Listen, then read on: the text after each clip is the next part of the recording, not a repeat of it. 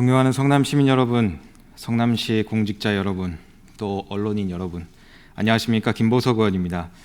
과도한 부동산 규제 정책 때문에 분당 재건축은 불투명해지고 재건축을 염원하는 많은 시민분들께서 불안함과 염려를 떨쳐낼 수 없는 상황이 되었습니다. 특히 국토부의 발표, 성남 분당만 물량을 통제하겠다는 발표를 했습니다. 분담금 면제, 앞으로 재건축의 절차들, 넘어야 할 산들이 많이 남아있지만 민간 주도로 하는 재건축이 과도한 통제로 인해 불투명해지고 있습니다. 이에 대해 질의드리겠습니다. 도시정비국 박경우 국장님 자리해 주시기 바랍니다.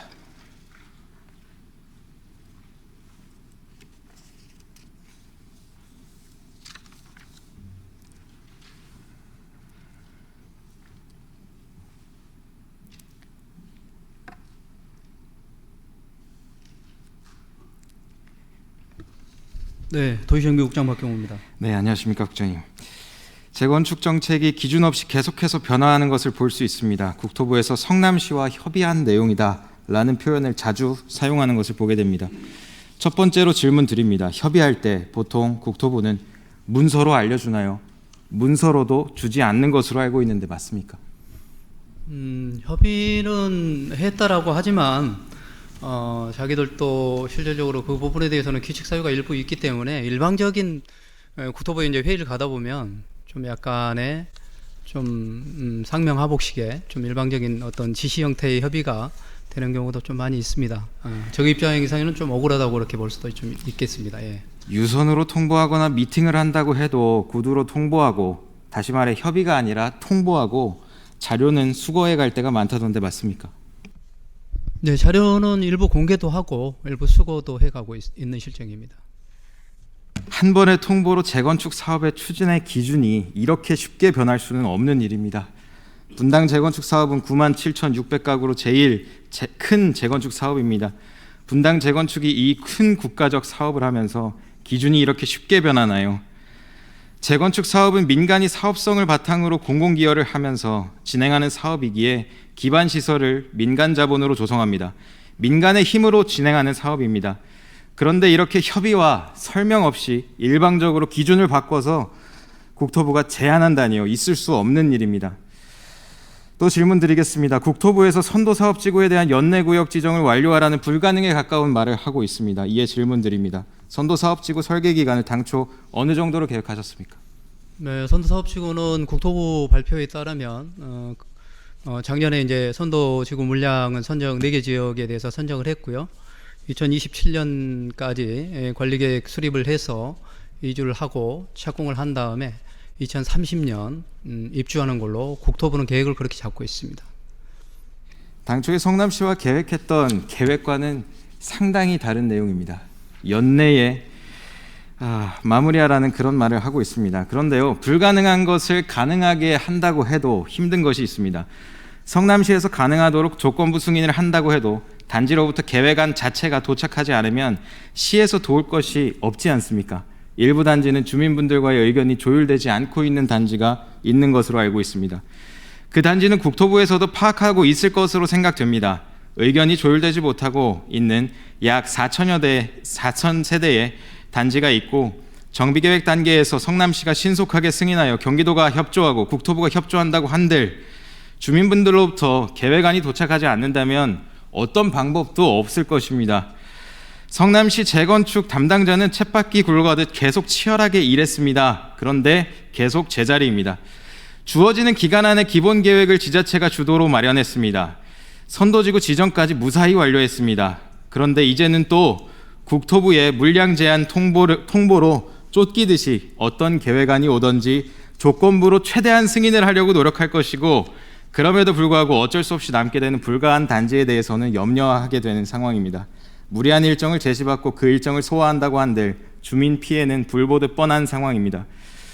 국토부의 시시각각 변하는 기준으로 불가능에 가까운 미션을 하게 하라는 그 기준은 주민 피해를 야기할 수밖에 없습니다. 국토부 총괄기획과 도입이 2022년 10월경이 맞습니까, 국장님? 총괄 다시 한 번만. 총괄기획과 제도 도입이 2022년 10월경으로 알고 있는데 맞습니까? 네, 그 정도로 알고 있습니다. 2022년도 10월경부터 국토부와 지자체는 재건축을 위한 계획을 함께 준비했네요. 국토부의 정비계획 수립 지침은 작년 10월에 내려왔죠. 네. 국토부와 함께 작성한 기본계획은 작년 12월 정도에 경기도 심의에 올라가 있었습니다. 맞습니까? 네. 거의 지침과 계획이, 기본계획이 동시에 수립된 것이 맞네요. 네, 작년에 이제 지침이 내려왔고, 기본계획 수립까지, 수립 고시는 금년 이제 6월 9일 날, 그렇게 최종적으로 이루어졌습니다. 가이드도 없이 계획까지 수립한 지자체인데 지침이 먼저 나왔어야 했지만 지침도 기본 계획과 동시에 나왔습니다. 성남시에서는 계속해서 주어진 시간 안에 주어진 조건 안에서 모든 것을 무리하게 소화했습니다. 그런데 안타까운 것이 정비 물량을 계획한다는 것은 국토부와 성남시가 지금까지 함께 수립한 계획이라는 것입니다. 지금까지 지자체와 국토부는 함께 투트랙이라는 개념과 총괄 기획과 제도를 통해서 기본 계획을 함께 공동으로 만들었습니다. 이번 물량 제한은 국토부와 성남시 공동으로 마련한 이 기본 계획을 부정하는 것이나 다름없습니다. 그렇다면 애초에 국토부에서 전체 계획을 다 세우시지 왜 지자체에게 위임했을까요? 그동안 전문가들은 이렇게 얘기했습니다. 슬라이드 자료화면 보여주시죠. 노연도에 도달하고 있다. 주민 불편, 불안이 가중되고 있어 대책 강구가 필요하다. 오른쪽 아래의 내용 보시면 분당 지역과 같이 정비 기반 시설은 양호하나 주택이 노후화되고 있는 지역에 적용할 수 있는 정비 사업은 재건축 사업이다. 노후화로 인한 시민들의 고통 그리고 전문가들의 의견이 이렇게 오랫동안 있었습니다. 슬라이드 내려주셔도 괜찮습니다. 그러나 상당히 오랫동안 민주당 정부에서 재건축에 대한 어떤 정책 대안을 제시하지 않았습니다.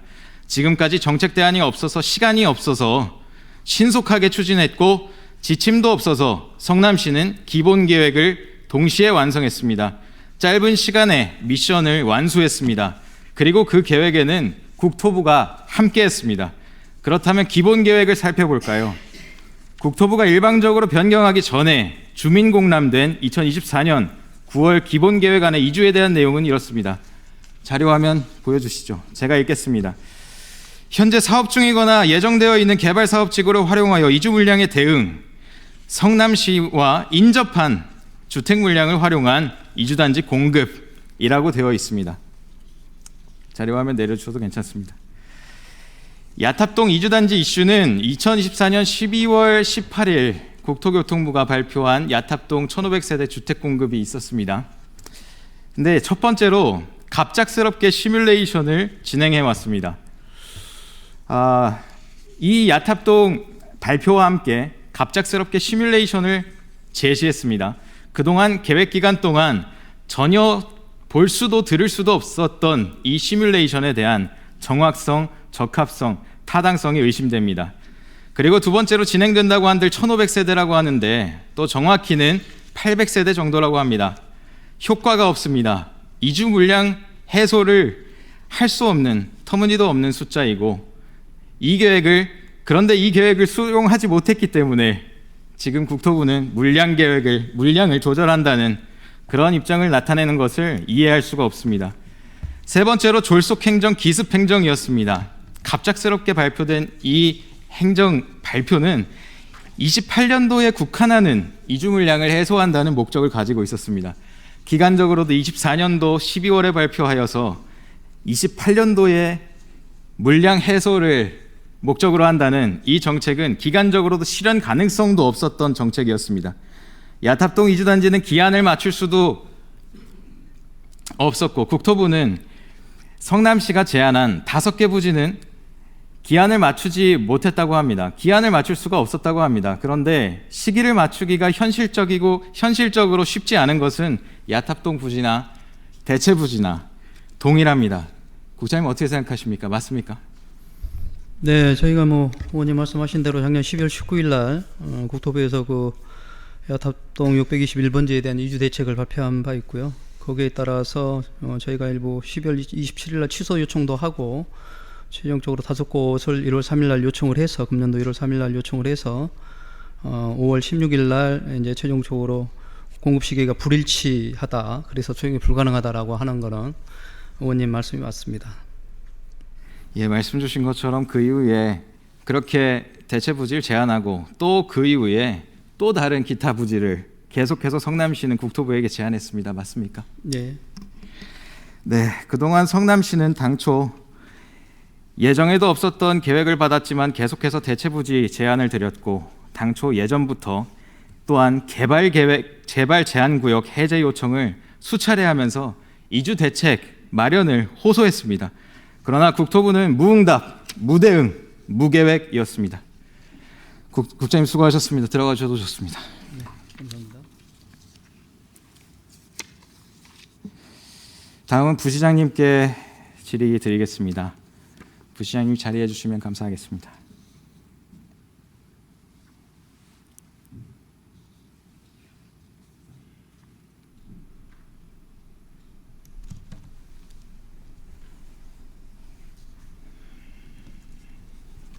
예, 부시장 임종철입니다. 예, 안녕하십니까 부시장님.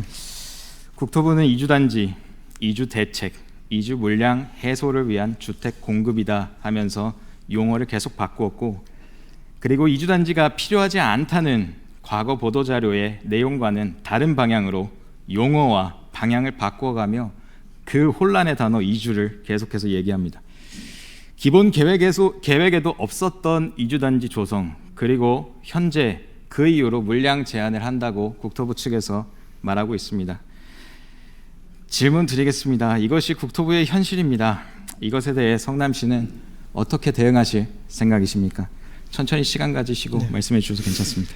먼저 우리 김보석 의원님을 비롯한 그 또 의회 의원님들이 염려하시는 부분에 대해서 저희 집행부에서는 충분히 그 문제점을 인식하고 있고 특별히 이번에 또 이렇게 의견 개진 기회를 주신 것에 대해서 우리 안관님, 의장 직무대행님과 우리 김보석 의원님을 비롯한 의원님께 감사의 말씀을 드립니다. 재건축은 뭐 의원님도 아시는 바와 같이 굉장히 시장경제적 논리가 많이 적용되는 그런 사업이고 다수의 이해관계자가 많이 연결이 되어 있습니다.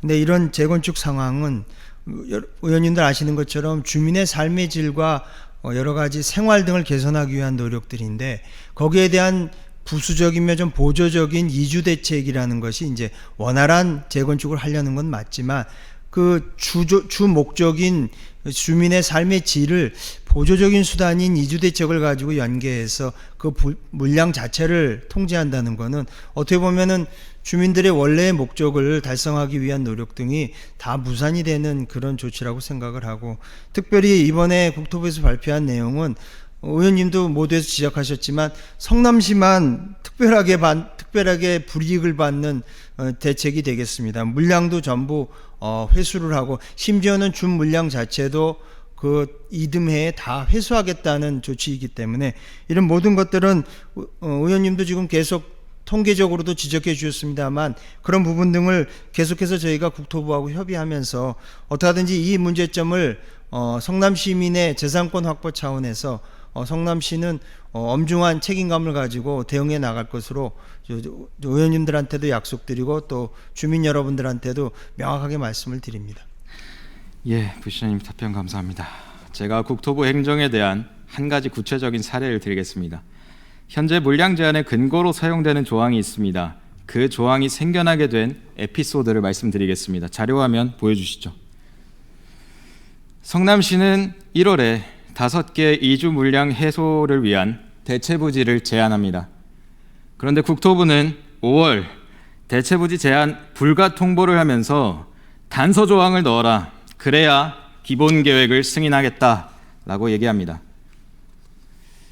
성남시는 만약 단서 조항을 넣지 않았다면 선도사업지구를 한 발짝도 진행할 수 없었고 뿐만 아니라 내년도 물량도 아예 지정할 수 없게 되는 상황, 그리고 10년의 재건축 기본 계획이 불투명해지는 상황이었습니다.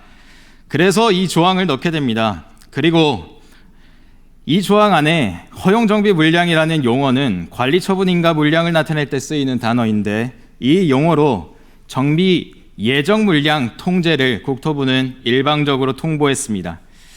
철저하게 의뢰 입장으로 짜여진 굴레 안에 성남시는 갇혀 있습니다. 소통은 없는 묻지마 행정, 이것은 국토부의 갑질행정 그리고 보복행정입니다. 국토부의 발표로 분당 재건축 전체가 요동치고 있습니다. 시민의 불안감을 가중시키는 기습적으로 발표되는 예측할 수 없는 정책 발표가 분당 전체를 흔들고 있습니다. 협의 없는 통보식 국토부 행정은 누구를 위한 행정인지 알 수 없는 갑질행정 그 자체입니다. 공사 구분 못하는 통보 정치하는 것이 아닌가 싶습니다. 무리한 행정입니다. 이를 반드시 바로잡아야 합니다. 현재 국토부는 당초 방향을 완전히 잃었습니다. 행정의 여러 개념과 의의가 있겠지만 특별히 재건축 사업에 있어서 주민 참여형, 시민 주도형, 민간이 주도하는 사업이기에 법과 행정은 지원이 되어야 합니다. 영국 셰피들시, 버밍엄 캐슬 베일 프로젝트, 또 네덜란드, 미국, 일본 등 성공한 도시 재생 사업에서 모두 중앙정부가 규제자가 아니라 촉진자로 기능하면서 지자체가 주도하는 권한을 행사하여 도시 환경을 개선하게 됩니다. 당초 투트랙으로 총괄 기획과 제도를 도입하며 지자체 주도로 기본 계획을 수립했던 데에는 분명한 이유가 있을 것입니다. 국토부가 지자체와 함께 기본 계획을 수립했습니다. 그 이유 중 하나는 자세하고 구체적인 상황들을 고려하여 주민들로부터 시작되는 주민을 위한 재건축 사업을 만들고자 했던 것이라 생각합니다. 그런데 이렇게 갑질 행정으로 국토부가 일관한다면 주민 피해는 누가 책임지겠습니까? 재건축 문제는 함께 해결해 갈 문제이지 허용 물량부터 제한할 문제가 아닙니다. 부시장님, 이에 두 가지 제안을 드리겠습니다. 시급한 현안으로 성남시 대응팀을 꾸려서 실무 협의단을 구축해 주십시오. 그리고 두 번째는 1기 신도시 재건축을 앞둔 모든 지자체와 함께 공동으로 대응해 주십시오. 만약 이 사례가 반복된다면 국토부 교통부의 입장을 수용하지 못하는 1기 신도시 타 지자체가 앞으로 있다면 그 지자체는 전체 재건축을 또 위협받을 수 있습니다. 전 1기 신도시 공동으로 대응해 주시기를 부시장님께 부탁드리겠습니다. 예, 지금 현재 도시정비국을 중심으로 원활히 잘 대응하고 있지만 의원님 지적하신 것처럼 우리 성남 시민의 재산권 확보를 위한 노력이 시정 전체의 총력적인 대응을 필요로 한다면 그 필요한 인력이나 이런 노력 등을 다 가중해서 하도록 하고, 또 의원님 지적하신 것처럼 일기 신도시와하고 같이 저희 이해관계가 맞는 여러 신도시들과 함께 현재 의원님이 지적하신 여러 가지 국토부의 좀 안타깝지만 좀 일방적인 조치들에 대해서 저희들이 그 조목조목 논리적으로 그 여러 가지 사실들을 명확하게 적시해서 단호하게 대처를 하도록 하겠습니다. 네, 부시장님 감사합니다. 들어가 주셔서 좋습니다. 재건축은 보복과 정치 싸움이 아닙니다. 우리는 잊지 말아야 합니다. 재산권을 지키는 일이기도 하지만 시민의 삶의 질을 위한 필수적인 사업이고 시급한 사업임을 잊지 말아야 합니다. 시민의 주거 고통을, 시민의 울부짖음이 있는 이러한 현안에 대해서 정책을 손바닥 뒤집듯 졸속, 기습, 문개기, 갑질, 보복 행정으로 오염시킬 수 없습니다. 전 시민분들께, 그리고 공직자 여러분들께, 또 언론인 여러분들께, 그리고 이 방송을 보시는 국토부 모든 관계자분들께 호소드립니다. 분담금 문제, 고도 제한 완화, 정비 사업 신속성을 위한 과제, 기반 시설 조성을 위한 과제, 도시의 기능과 가치를 높이기 위한 도시 계획 과제, 너무 많은 과제들과 가야 할 길들이 계속해서 남아 있습니다. 분당 재건축의 시작, 그 입구부터 통제하는 것이 아니라 힘을 합쳐 과제들을 협력하여 해결해야 가는 시기입니다. 모든 행정 인력을 동원하여 정책 사업의 실효성을 높이기 위한 노력을 추진해야 할 엄중한 시기임을 기억해야 할 것입니다. 이상으로 발언 마치겠습니다. 경청해 주셔서 감사합니다.